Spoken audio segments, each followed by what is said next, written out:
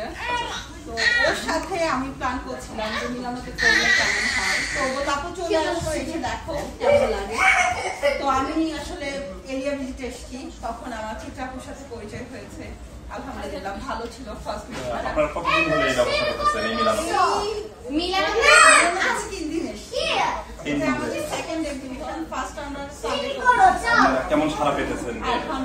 আলহামদুলিল্লাহ আমরা অনেক বেশি হ্যাপি।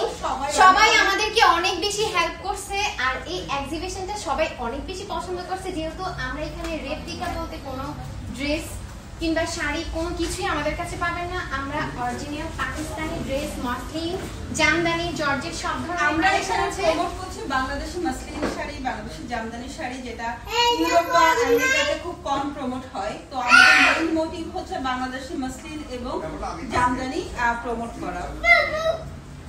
তো সবার অনেক অনেক ভালোবাসা পাইছি আলহামদুলিল্লাহ। নেক্সট ডে খুব শীঘ্রই আবার করার ইচ্ছা আছে। আর ডেটটা আমরা বলে দেই, ডেটটা হচ্ছে 16 নভেম্বর। তবে প্লেসটা আমরা শিওর হয়ে পরে জানাবো।